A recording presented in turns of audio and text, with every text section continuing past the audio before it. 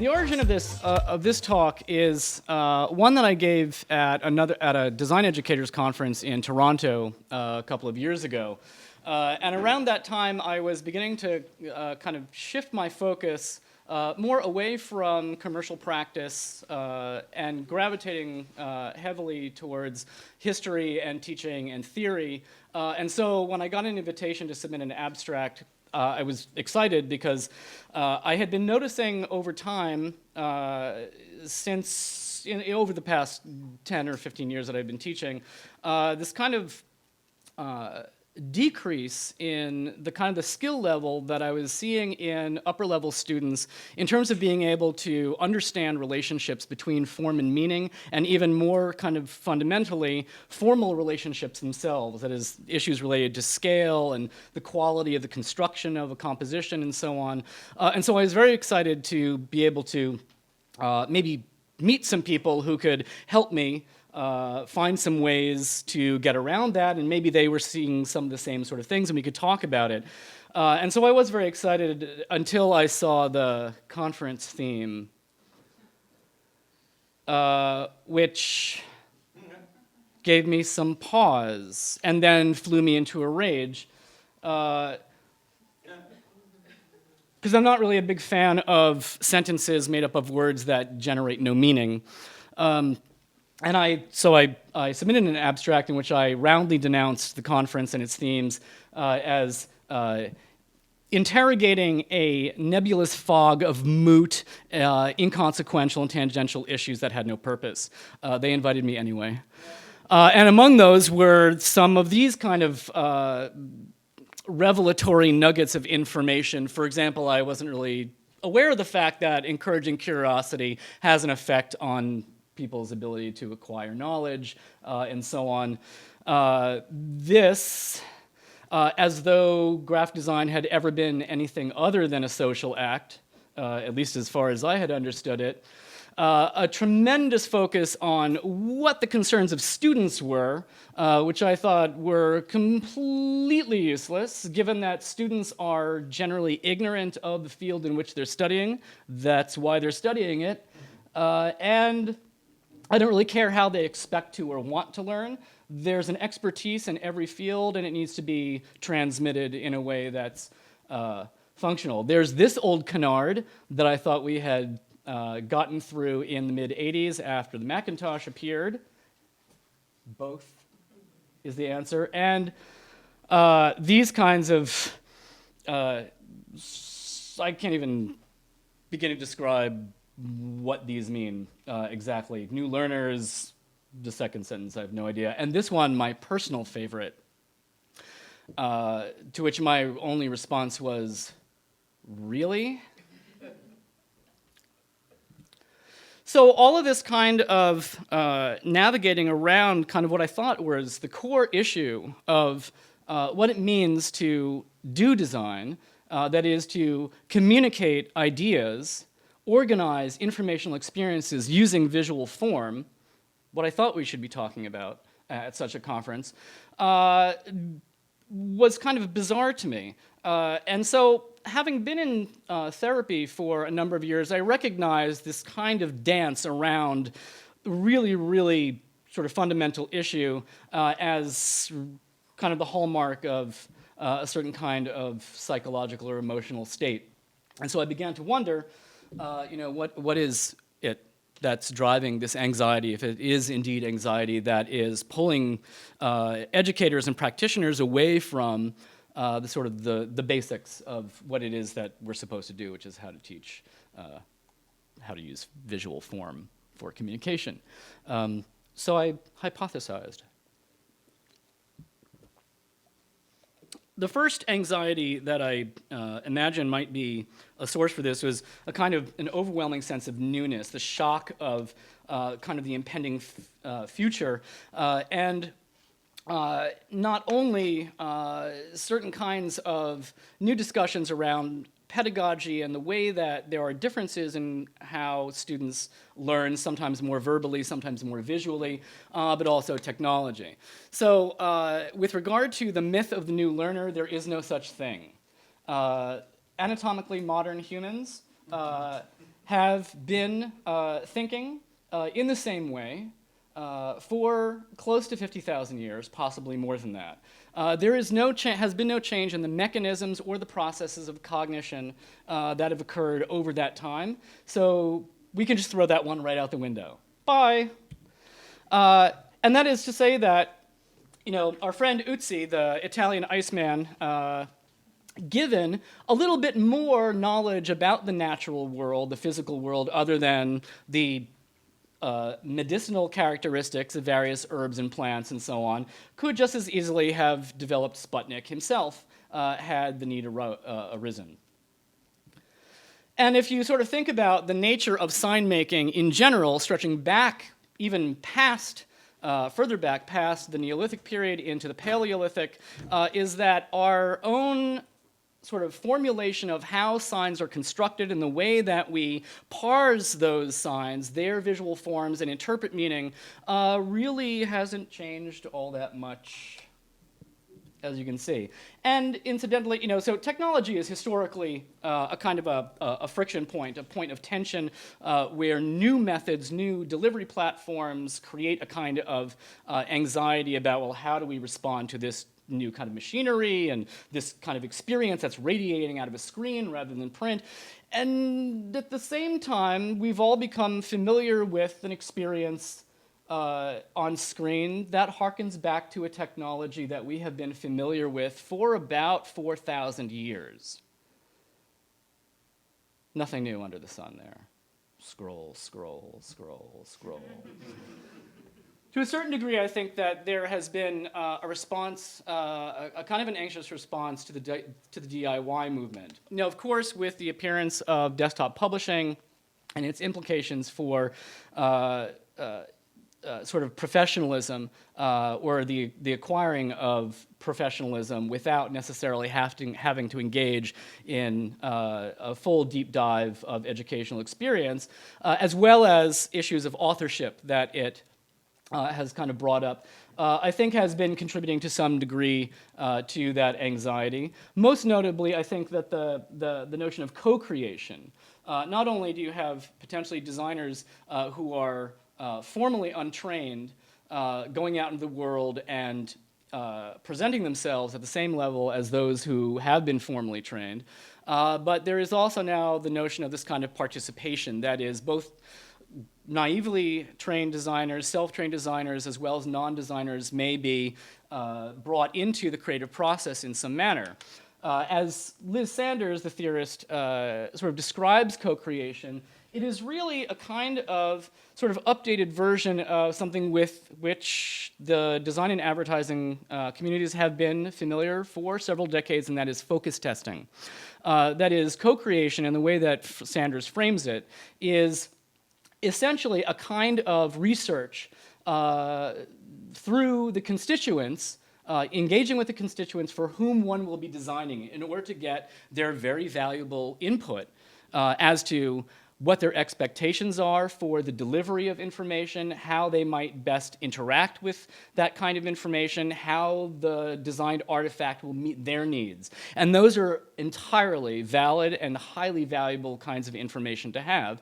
It's just that in co-creation, this process happens up front as part of the initial research phase, rather than at the tail end, as focus testing traditionally has happened. That is, once the campaign, the artifact has been created, is that the agency invites a selection of their supposedly target audience into a controlled setting to sort of vet the results at the end. So I imagine that, if we really sort of think about what Sanders is saying about the idea of co-creation, is that it is a very, very valuable kind of component that we can integrate into our research methodologies.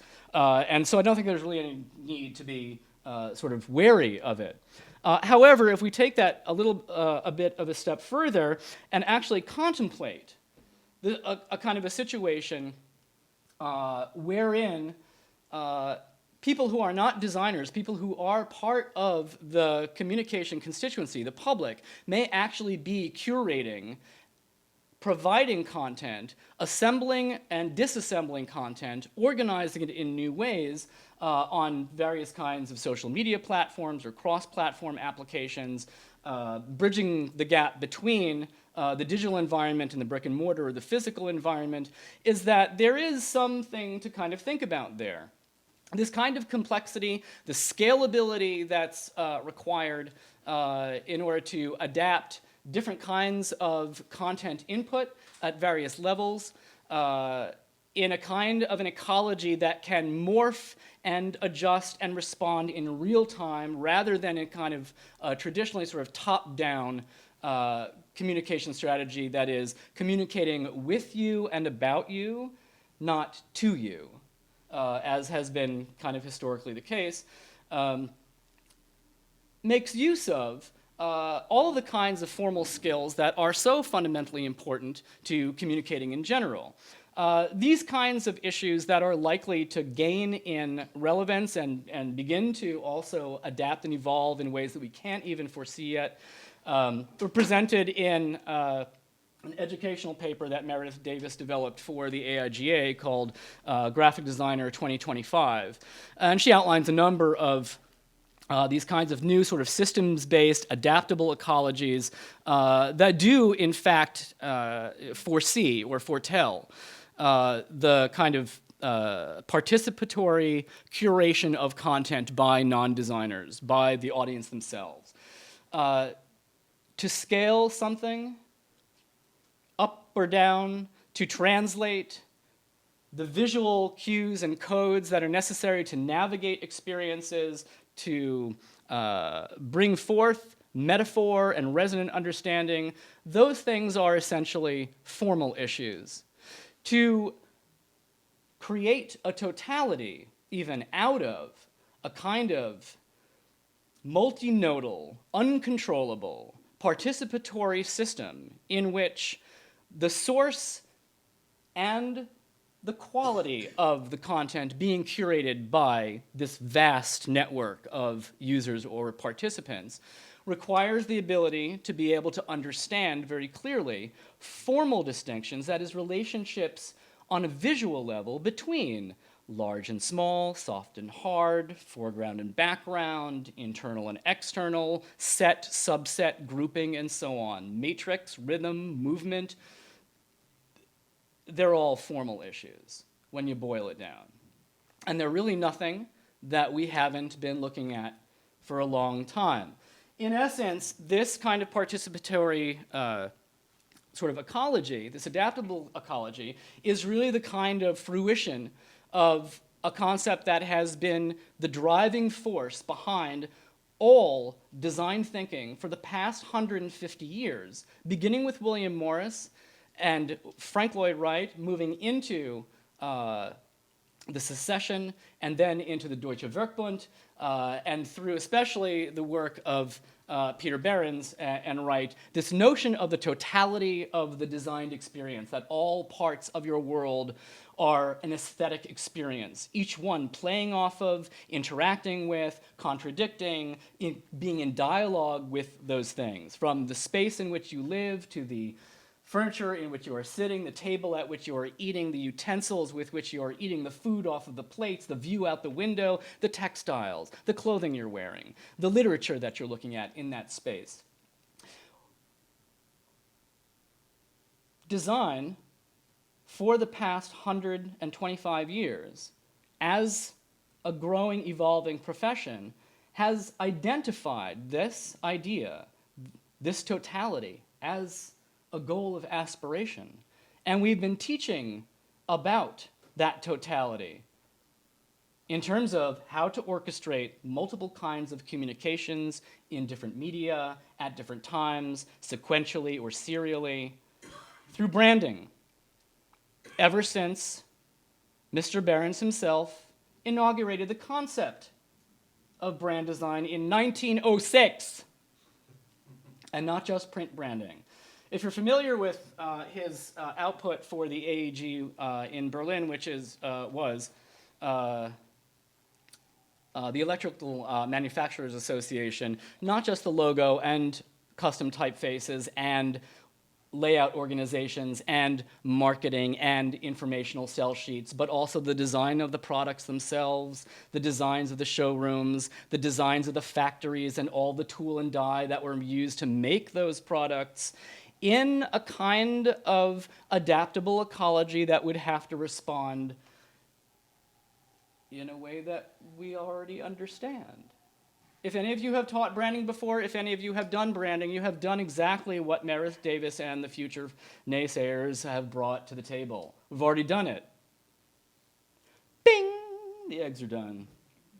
So at the same time, there is something to say about the fact that there is something that has happened as a result of this kind of newness, and that is that with the increasing compounding of new skill sets that are in which students are forced to address new vehicles of delivery, is that we are now also kind of pressed to teach not only the sort of classical image-making hand skills, but also the aspects of typesetting, of digital software, of print production, and of coding on various levels. And all of that is fine. I don't think that, yes, it creates something of a burden within a very, very compressed time frame, still the same basically 3 or 4 year sequence of classes that we're stuck with still, is that we've got to fit all of this other stuff in, and something's going to have to give. But still, ultimately, are all these skills valuable? Yes. Are all these skills necessary? Yes. Are they all relevant? Are they going to be more relevant in the future? Yes. But it still remains that even if we are comfortable making a shift away from, on a very, very grand and fundamental scale, away from hand-generated kind of making towards something which is entirely digital in the way that it is created, coding, of course, so be it. But still the issue remains, what is it that they will be coding? Because there still has to be something to code. There's still an experience that needs to be delivered through visual means, through form, through typography, through composition, through symbol. And as a professor of mine used to say when we were fascinated by a very, very brand new piece of technology back in the mid-'80s, you can't scan an idea. You should try it sometime. It hurts. And so, it's also very, very interesting that as the sort of the technological requirements, these kind of hard skills in terms of the making of things begins to proliferate, it's very strange to me that people like Meredith Davis and Hugh Dubberly, among others, have been saying that, we can just throw all that hand skill stuff out. We don't need to draw anymore. Sketching is a useless process. We don't really, think that this kind of iterative, critique-based studio environment idea is going to happen. I don't know of any other discipline constantly compounding the knowledge that they've gathered over time. I don't know of any other discipline in which we would say to our students, you know what, you're just going to throw out all that other old stuff. So, can you imagine saying to a physicist, we're going to be talking about string theory and multi-universe kind of constructs, and we found dark matter and the Higgs boson particle, so you can just ignore the periodic table and atomic weights and how chemicals interact with each other, how the elements actually do the things that all of that is predicated on.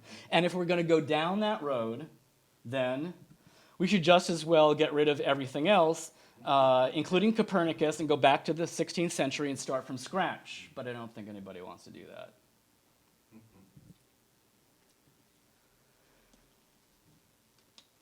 So in tandem with all of that newness,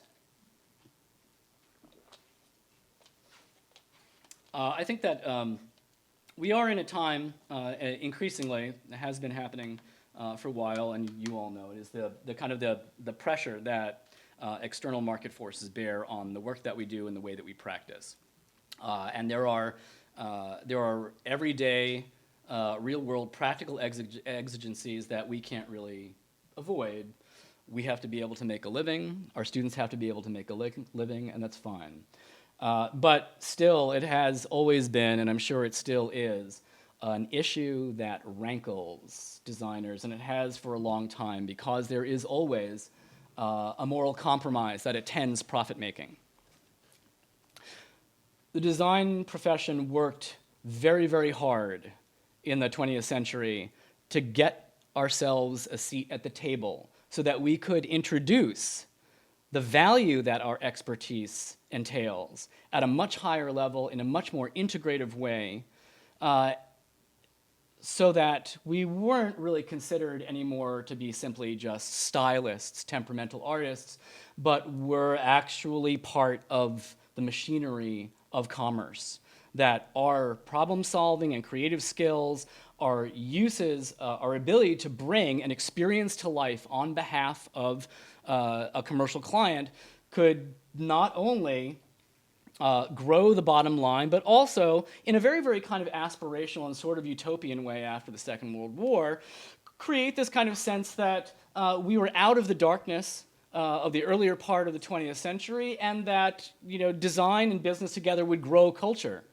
And most notorious among that set would be Unimark, whose principles are infamous for working and attending client meetings in white lab coats. That is to say, we are in fact professionals on a par with doctors and lawyers, and we need to be accorded that kind of respect, and that's of course why we're charging you so much. But even then, as far back as '64, the notion that the use of design expertise, of visual communication expertise, was being trampled by and potentially misused by the corporate machine came out. Ken Garland first published this manifesto asking for a new way of thinking about what design was for and how our expertise could be implemented or drawn upon in a more valuable way, in a holistic way, in a way that was simply not in service of the bottom line.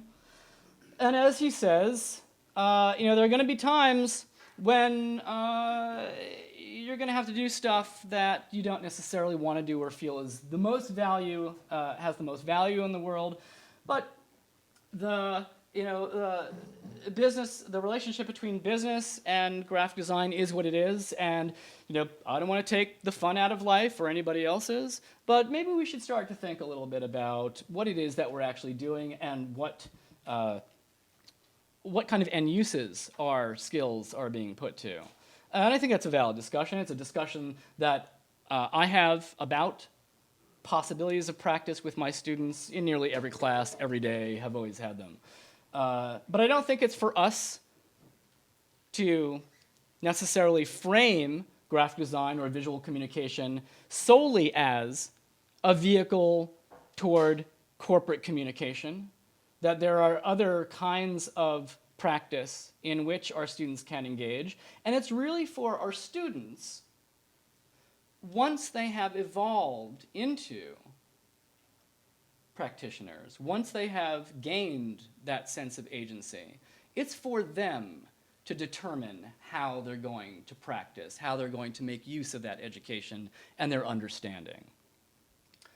Now, of course, in the past couple of decades, the notion of design and what it means has come to the public, to the fore in public consciousness. A lot more people are aware earlier on in their lives, even in junior high school, what design is, that there are different kinds of design practice, fashion and textiles and industrial design, product design, web design, and so on. And at the same time, there was also the very, very lovely democratizing effect of the desktop publishing revolution, that is the digital experience, which meant that you didn't necessarily have to be a Da Vinci level artist in order to bring ideas to communicate, that you could have an eye, that you could think, that you could make things happen. And so as a result, you had a lot more people beginning to think about, well, I could go into design for a career. I don't have to be an accountant. I don't have to be a lawyer. I don't have to open a restaurant like my mom and dad. I can do this. I have ideas that can work. And so we saw a dramatic uptick in the number of students enrolling in design programs, And then, as a result, the growth of those design programs to a larger and larger scale. And of course, when you have more students, it means that you need larger facilities, and then you need more equipment, then you need more faculty, and that means you need to raise tuition rates. And that means that ultimately, somehow, all of that is going to monetize the experience of the education. And there are things that happen. The more students you have, the bigger your classrooms need to be, the more sections you need to have of students for individual courses, which means you need to cut class time in order to accommodate those various sections within a schedule that's still stuck in the same 8-hour day. And within the past 15 years, I have seen class times drop and enrollment go up. There are situations where, at certain institutions, which shall remain nameless, where the studio time went from 6 hours to 4 hours. And there's been discussion about cutting it still, where other institutions cut back studio time from 4 hours to 3 hours and then to 2.5. There's not a whole hell of a lot you can do that's effective in 2.5 hours. So if you do the math, and at the same time, at certain institutions, my classes were normally enrolled over 20 students at a time. So if you do the math, in 2.5 hours, that's about 12 minutes of contact time per student, which is completely ineffective. In essence, what happens in that environment is that rather than being able to see the work process, the thinking process unfold, to have dialogue, to build community, to actually engage students in a kind of focused and present attention to their own work, is that it's speed dating crit time, and then they all leave, and then they're working in their own dorm rooms, and they have no connection. So they lose this kind of sense of community. They lose a sense of somehow being empowered about that making experience, about what it is that they're trying to see or trying to get them to understand in the way that they see. And essentially, they're just making stuff to show us and go away. Is it good? Okay. Do I have the A? And this is also another thing that happens.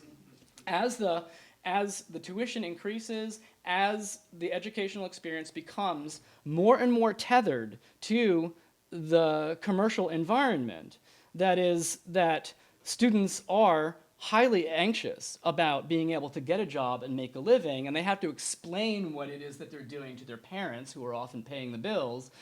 Why exactly am I paying $200,000 in tuition for this experience? What are you going to be able to do with it?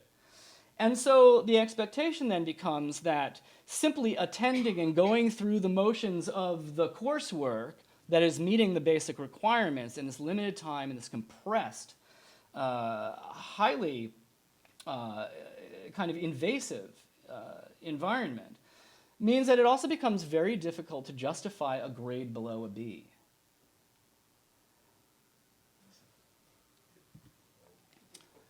And then there's that. I don't know when form became easy.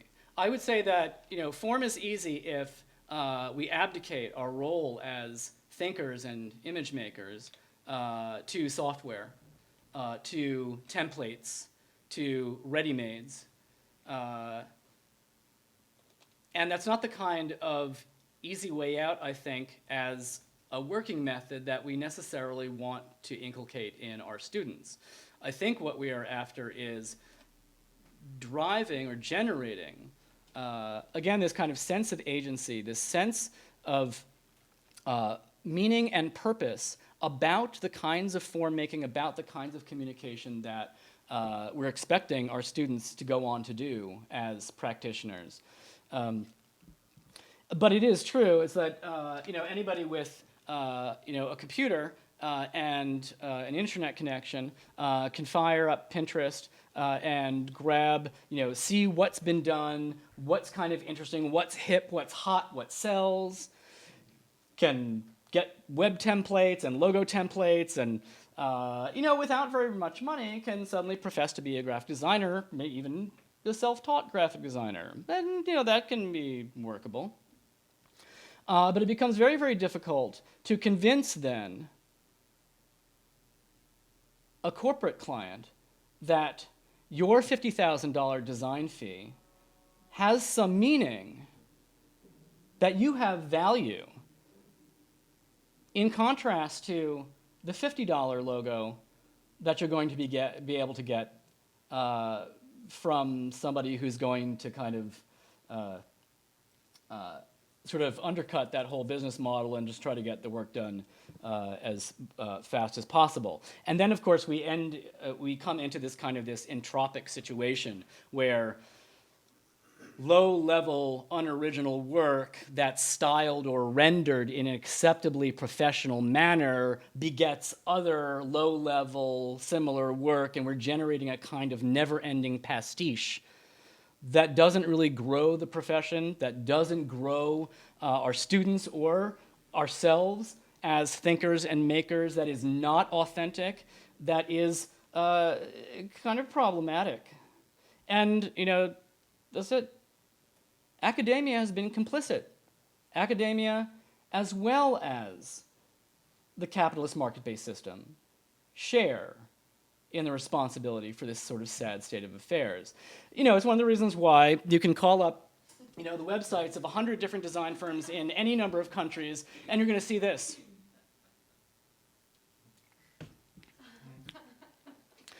And you know, riding on the train, I now see a number of sort of recurring campaigns, sort of touting the wonders of the gig economy. Have any of you ever investigated Fiverr at all? Because I did, just to see, because I was like, well, you know what? I could get work while I'm sleeping. And then I discovered that basically their suggested project turnaround time is about between 1 and 3 days, and they also suggest that you keep your fees under $50.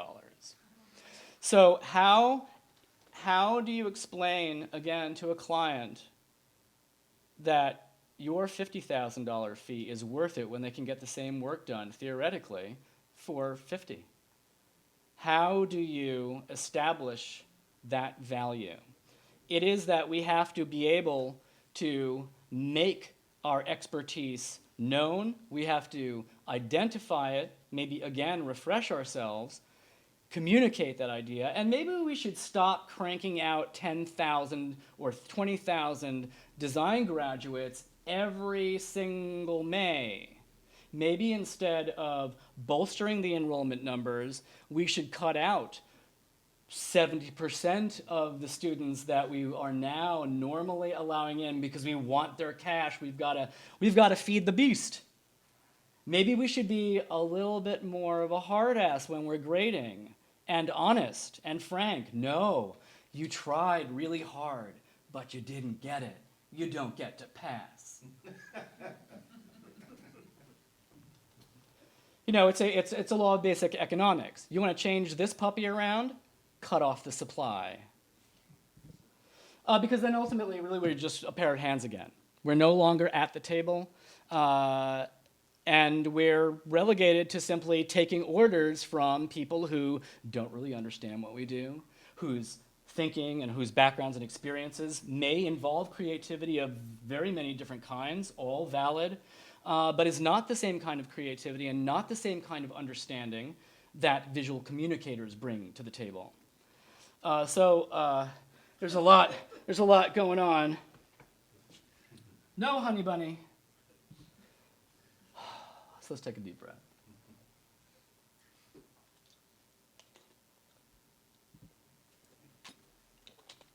I think one of the problems also is that,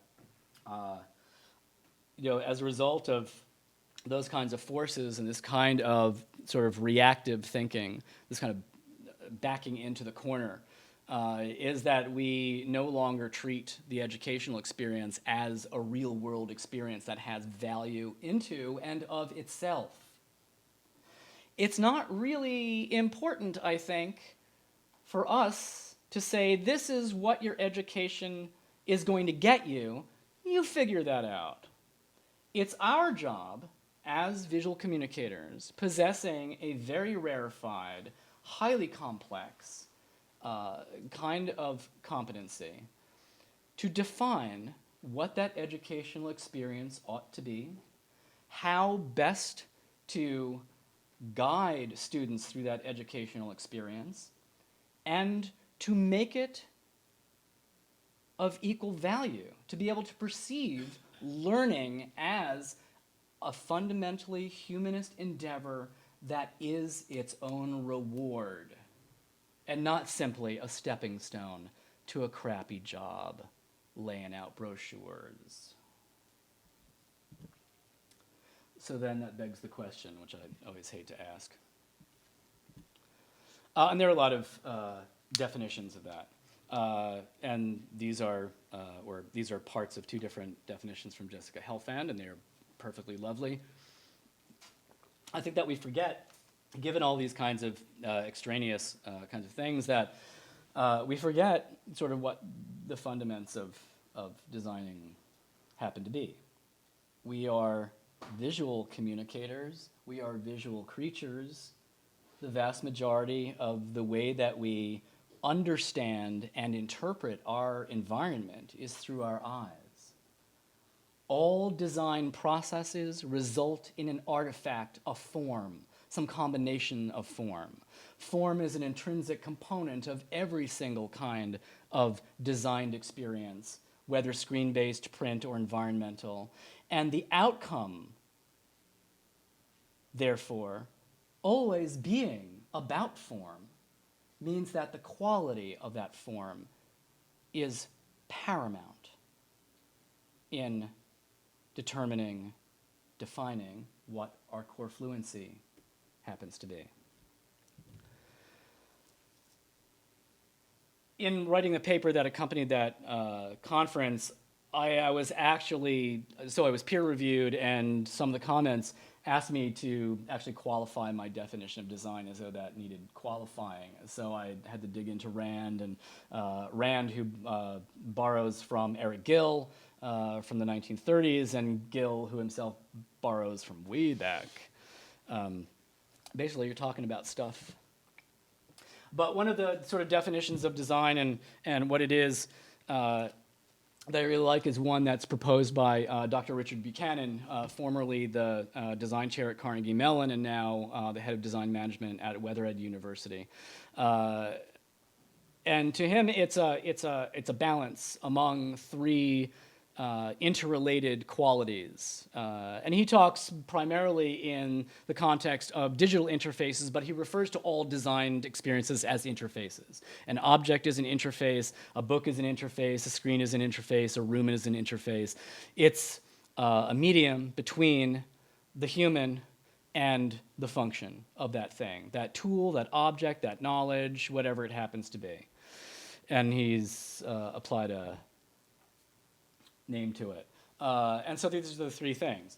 So in his view, with which I'm in total agreement, is that a designed artifact, an interface, must first, of course, be useful. That is, there must be a purpose for it.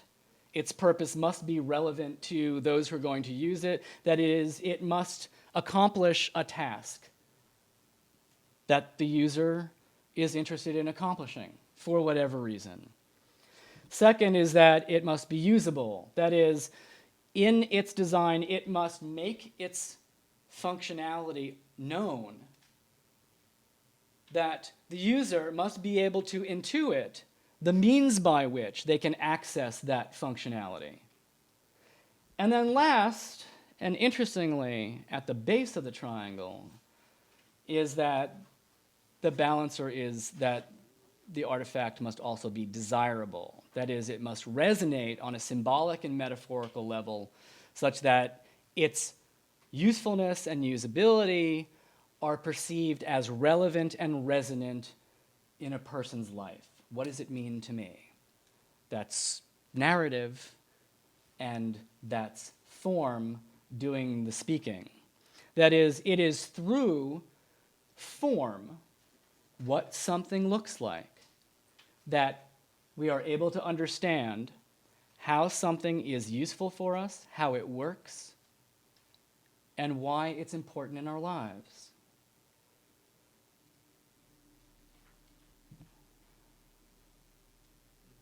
we often forget precisely how primary visual communication is in our lives, as evinced by this lovely bromide from our lexicon. So, some prescriptions.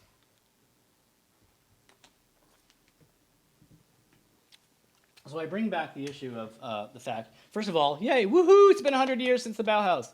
I talk about, sort of looking back into history, and there's, inevitably there's always a discussion about whether or not the Bauhaus studio model is somehow relevant and, what all that was about.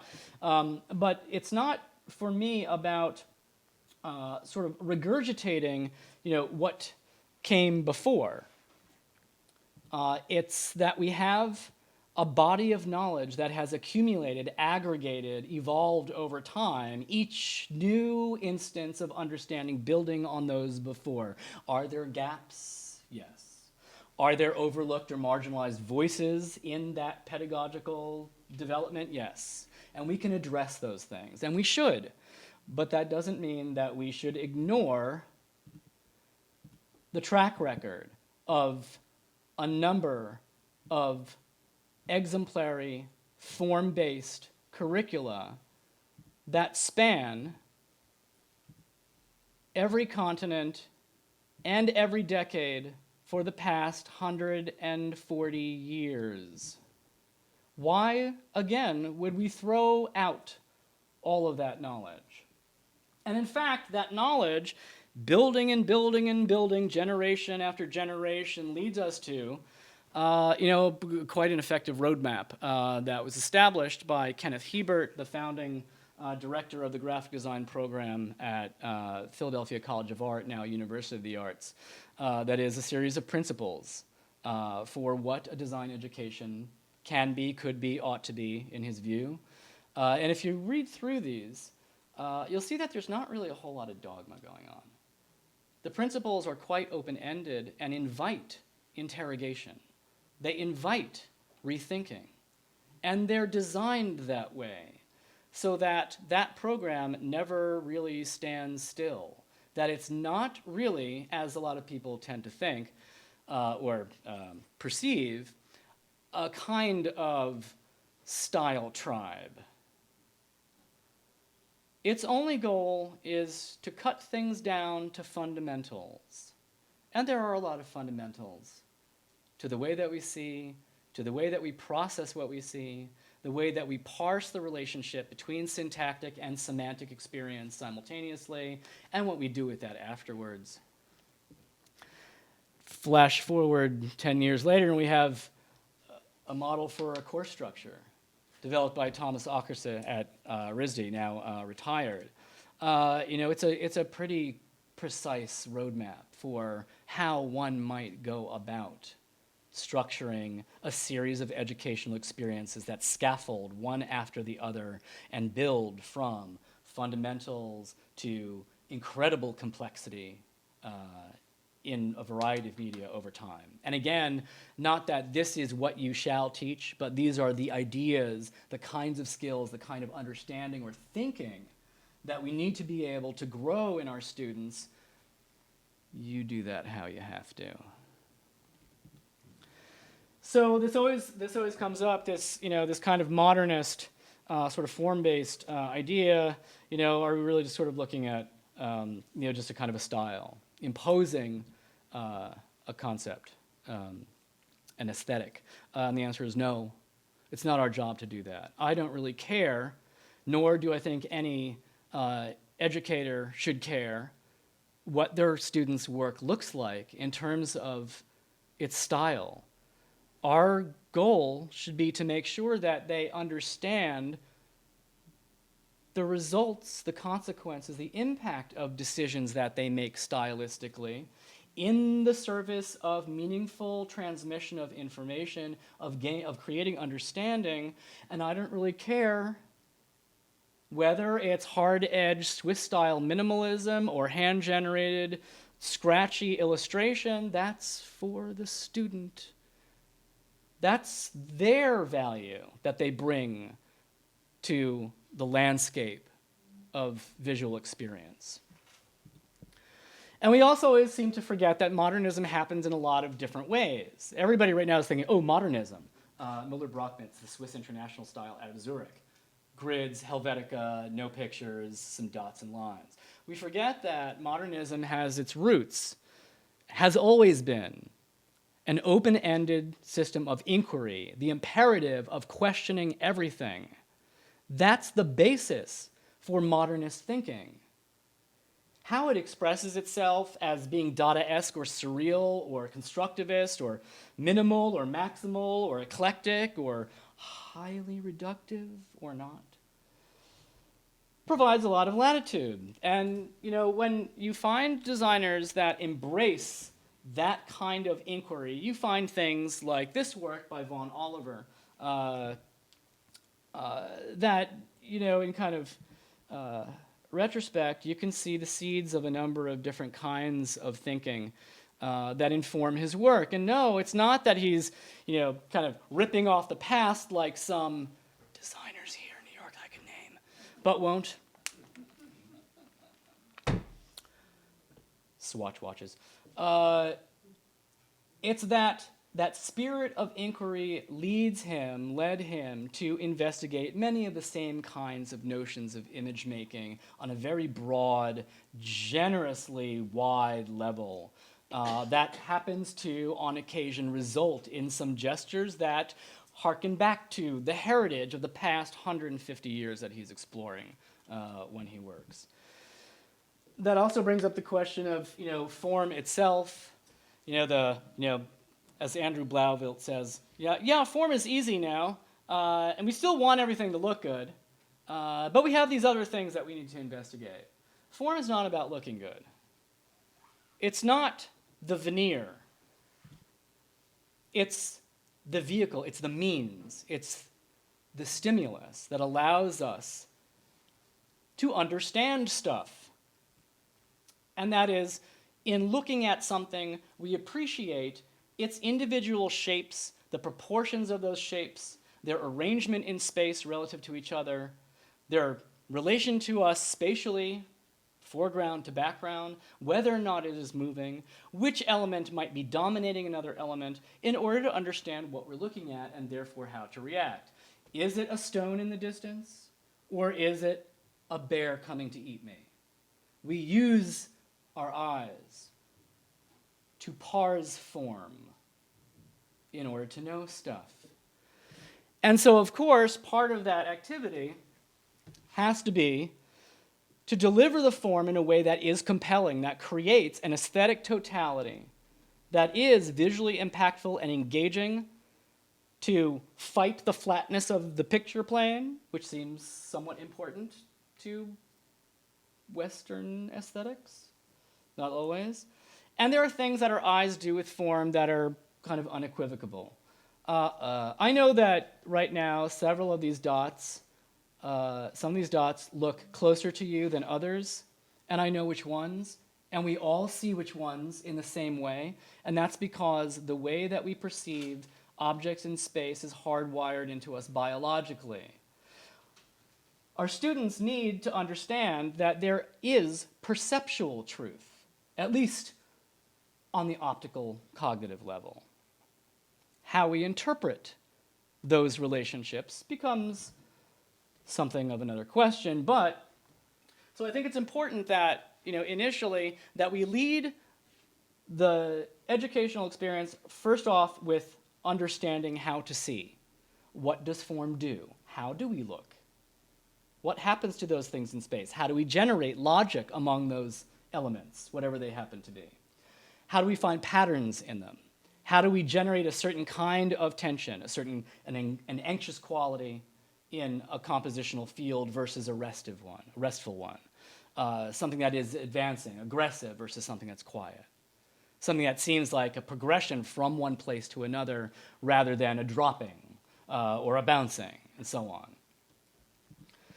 And then there's the endless kinds of contrasts that are available, and it's important for students to be able to investigate each of those, explore those, and come to some understanding about them. It's important when we start this process not to tell our students what's right or wrong, but simply to tell them your goal is to create a dynamic, optical, visual experience using shapes, lines, something. You determine what they are, you determine what that behavior is, you determine the gestures, you determine the relationships, and then we're going to talk about what you found. And then through iteration after iteration, failure after failure, critique after critique, where students are able to compare different approaches, is that some baseline understandings about the way that form enters into our eyes becomes something achievable. And it's always a struggle, and you need time for that. You need time and you need patience, and it's a very frustrating process because the first half of that process is utter frustration. This is a process looking for a completely non-pictorial form language that has a certain kind of logic. That is, you're going to define this logic. And initially, you can see the student kind of bouncing around between, sort of testing things and not really knowing what the hell they're doing. And I went through this process myself, and it's very, very frustrating. Finally, at some point, some focus, some draw to a particular kind of form element became appealing to the student. At that point, the student began to investigate, well, what are the primary aspects or qualities of this particular form, the line? There's weight of the line, there's length of the line, there's interval between the line. How do those intervals work? What is the rhythm? Are they arranged in a geometric way, in an organic way? Do they overlap? Are they transparent? And so on. And so you begin to see a logic develop into a very, very dynamic, very complex spatial experience, still kind of in the dark, but at each stage, as the student achieves a certain new understanding, sees something, and is then able to do it on purpose, they come to acquire not just a sense of accomplishment and a sense of joy, but the confidence that their thinking is valid, that it has power, and that they can do it again. And they are also able then to recognize visual situations that occur that were not necessarily intended or part even of this particular project. That is, in looking at, in testing out a rapidograph or a ruling pen to try and get the line down to a certain thickness, this particular student realized that there was this kind of rhythmic possibility. That was a translation she could only have made after going through that process, and then it begins to grow into a very, very definitive statement that ends here. That's just one project, but we're not trying to get our students to do one thing and one thing only. To understand the known is what is called training. What education is about is being able to accommodate the unknown, that is, to apply one's understanding in unanticipated consequences in every way possible. So that can be that, in this case, that initial composition was then made to be extended into a transformation that happens sequentially. It's something that happens really, really powerfully with typography. This is a series of what I like to call postage stamps, but they're really morphological type studies. And they go in series. There's a very, very small number of kernel pieces of information that are provided. The student is highly limited at first, and then in subsequent rounds, greater complexity is added. The introduction of supporting graphical elements, different combinations of font, different kinds of value situations, the introduction of supporting imagery, and eventually color. And in doing that, the system grows from a kind of a one-off understanding and a very, very neutral beginning point into something that is repeatable. In every single series, no piece of information ever repeats. That is, it's never the same city name and never the same country name, which means that they're forced to think about the adaptability of that typographic logic in space over time.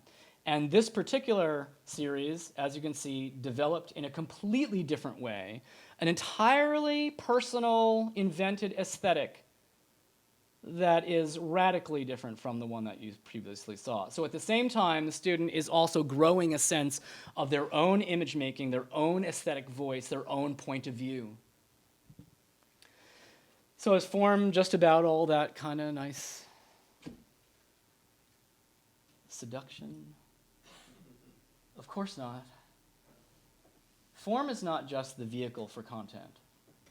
Form is content. Form makes a claim. There's a funny thing that happens to very, very young children when they're first confronted by a photograph of an object like, say, a cup or a mug. And that is that they try to grab the actual object out of the image. They learn very quickly that an image and the thing that it represents are two different things. But in visual communication, the image becomes the thing. It supplants physical reality in our heads. There is a difference in meaning between a circle and a square. A circle is infinite, continuous, without beginning or end, cyclical, eternal, enclosing and protecting. It's the shape of the sun, of the moon, of the planets, of our cells, of water droplets. A circle is fundamentally an organic form, geometric as it may be. And therefore, any circular form that we encounter is speaking about those subjects before we provide additional context. The square, in contrast, is entirely artificial. There are no squares in nature. There are four corners, stopping points. All the sides are equal. The opposite sides are parallel. The angles that occur at 90 degrees, which also doesn't happen in nature. A square, therefore, is about the built environment, about the human, analysis, science, architecture, space. I do a little game with my students. I ask them to visualize in a completely non-pictorial way two emotions. And the first one is rage. And having done this about 150 times over the past 15 years with hundreds of at various different classes, is that all the results look like this. There are never, I have seen some deviations, some outliers, and there's likely an explanation. But you're looking at a language that is so fundamentally rooted in our biological experience of emotion that you could probably show these images to anyone at any time in any culture and say, what emotion is this? And they would tell you that it's anger, as opposed to comfort, which also yields equally reliable results. There's another book in there somewhere.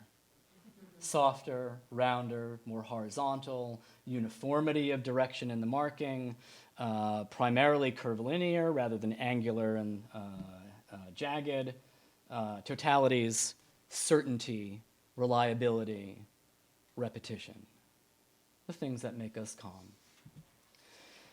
And then, of course, students begin to see that when forms arrange themselves in different ways in space is that just on a purely abstract level is that they begin to suggest things. Isolation, integration, hierarchy. These are narrative elements. Form by itself is meaning. And can reference a whole number of different kinds of both concrete as well as very, very intangible experience in ways that are almost infinite, that can always be original, that students don't need to download from anywhere, that they can build themselves and grow their own agency.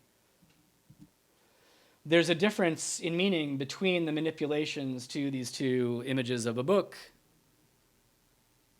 Simply by altering the form of images or objects that we are able to see in space, we can generate new meaning.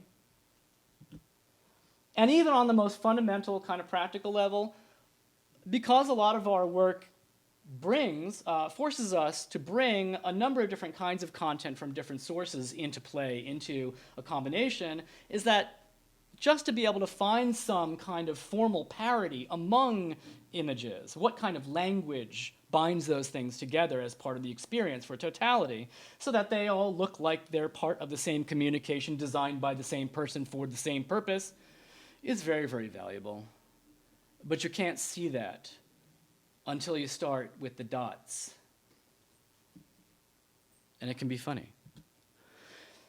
And then form is also really not just about description. This graphic translation of a fish is not really just describing the fish on a structural level. Sure, it does that, and it's accurate, proportionally. It's accurate in its kind of dimensionality. But the interaction of the curves from exterior to interior also describes the action of the fish, the movement of the fins in the environment that is water. Just recently, I've been fascinated by this poster by a colleague of mine, and ostensibly, at a glance, it looks like it's a concert poster, and it looks like it's for a performance for an organ piece. And then, and you're like, wow, that's really not particularly profound, is it? It's an organ piece, and so there are a picture of organ pipes, and then you start to dig in a little bit. The particular lighting of the pipes themselves renders not the entire pipe, but only the flame-like shape of the top of it as advancing into space, and the coloration of it, which is also not naturalistic, these pipes happen to be silver, creates flames in a dark space. And so suddenly there's a spirituality there, which then becomes compounded by the fact that these pipes are not in their regular configuration, but happen to be arranged in the form of the Trinity in benediction. And of course, there's a reference that Saint-Saëns, the composer of the piece, makes to ecclesiastical chant and quotes certain kinds of musical signatures in that work. And so the ecclesiastical quality now is being transmitted not intellectually, but here, through the shared narrative of all those who participate in this particular culture. Interestingly, the typography, or these graphical elements, provide a kind of a descriptive reference to the keys themselves. So we begin to see process that is from string arrangement into the key arrangement into the eventual expulsion of the sound rising up for the bottom. Two of them also happen to function hierarchically with regard to the typography, that is highlighting the music director and the organ soloist, doing double duty as both image and as language. And then just in composition, there's a progression upward from the bottom that supports this kind of explosive lifting of power. Again, from the plan to the execution, to the performance, to the invocation of heavenly spirit and fire. And that's just a layout gesture, and it's on purpose. There are no accidents here. And that's the level of formal understanding that we as educators should be looking to inculcate in our students so that they can communicate with depth, with resonance, with authenticity, with power. And I don't really care, once again, whether or not there's a particular style involved. My only question is, are the form choices that you're making doing the job that they need to do? So I don't care if it's minimal and textural, hypermodern, science fiction-y, drawing upon the vernacular, whether it's eclectic, whether or not it's highly reductive, whether or not it's photographic. All I want it to be is original and meaningful and well-crafted and effective in meeting the goals of that triangle. And so, once you move past that understanding of form, then comes research, then comes application, then comes the ability to extend that basic understanding in a multitude of directions and to generate experiences, for example, an interactive, a UX experience that is visually fundamentally about the subject matter in a way that has not been expressed in any website design that I have ever seen. Or that the fundamentals of editorial layout, of typographic hierarchy, can then be stretched to suggest a certain dancer's kind of repertoire. And that multiple levels of information of different kinds can be integrated into the same environment and still create a totality of experience.